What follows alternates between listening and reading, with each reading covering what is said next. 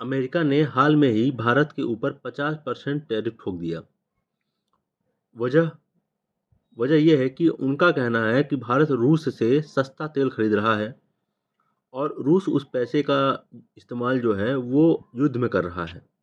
देखिए, जो वजह उन्होंने दिया है वो तो सुनने में बड़ा नैतिक लग रहा है, लेकिन एक सवाल है जो मन में उठ रहा है कि रूस से ट्रेड तो और भी देश कर रहे हैं, जैसे चीन कर रहा है, यूरोपियन यूनियन कर रही है और खुद अमेरिका भी पीछे से वही खेल खेल रहा है। तो फिर ये जो गुस्सा है वो सिर्फ भारत पे ही क्यों? तो इसका कारण कुछ और है और वो है इस पूरी कहानी का जड़ जो आज हम बात करने वाले हैं।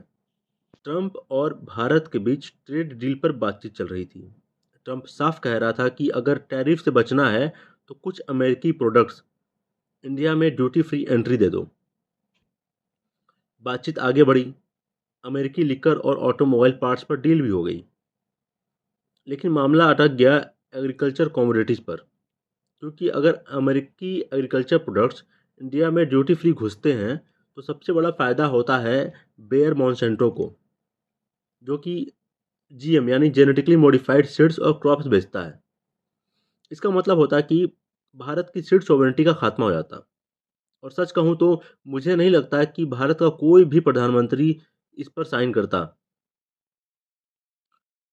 पर ये ट्रंप के लिए सिर्फ एक डील नहीं थी, उनके लिए पॉलिटिकल सर्वाइवल का मामला था।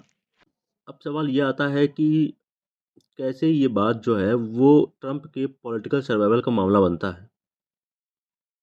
तो इसको जानने के लिए हम लोग को पीछे चलना होगा, वहाँ जाना होगा जहाँ ट्रंप जो है वो राष्ट्रपति का चुनाव लड़ रहे हैं।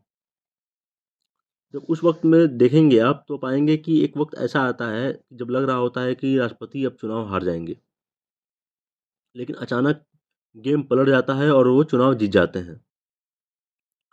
वो ऐसे जीत जाते हैं क्योंकि उन्होंने सुपर पैक से ज़बरदस्त फंडिंग उठाया था।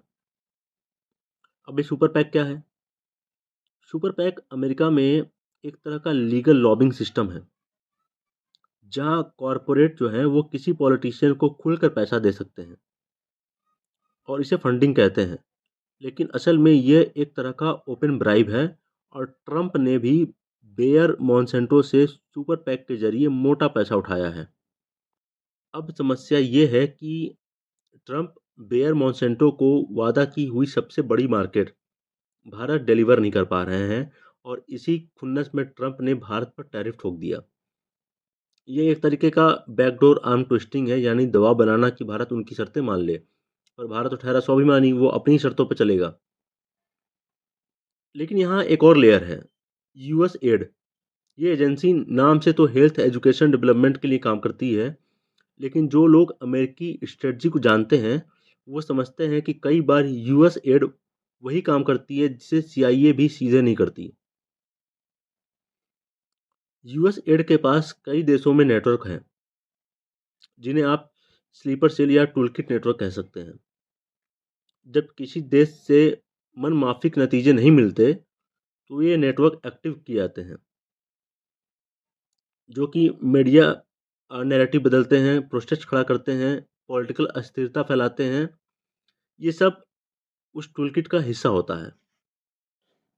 तो अब टैरिफ में मुंह की खाने के बाद बहुत संभव है कि अमेरिका ने भारत में अपने वो स्लीपर सेल एक्टिव कर दिए हों और शायद इसी वजह से हाल ही खबरों और घटनाओं में आपको अजीब तरह की एक्टिविटी दिख रही होगी, जो एक पैटर्न में फिट बैठती है।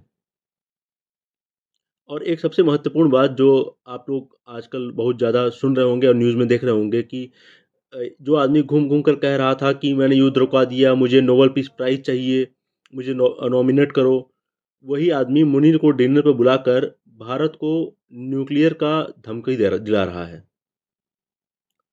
ये एक कहावत है ना हमारे यहाँ की, खिसियनी बिल्ली खंबा नोचे। जो सिचुएशन है और जो कहानी मैंने बताया उस हिसाब से आपको लग रहा होगा कि ट्रंप चाचा का हाल बिल्कुल वैसा ही है। अगर आपको लगता है कि ऐसी चालें सिर्फ ट्रेड और डिप्लोमेसी की कहानी नहीं, बल्कि हमारे सॉवरेनिटी और भविष्य से सीधा जुड़ी हैं, तो इस वीडियो को ज़्यादा से ज़्यादा लोगों तक पहुंचाएं, अपने दोस्तों, ग्रुप्स और सोशल मीडिया पर शेयर करें, ताकि लोग समझें कि दुनिया की सबसे बड़ी ताकतें भी हमें दबाने के लिए किस हद तक जा सकती हैं। और हाँ, ऐसे ही अनकहे सच और पॉलिटिकल इनसाइड स्टोरीज़ के लिए चैनल को सब्सक्राइब करें। धन्यवाद। जय हिंद।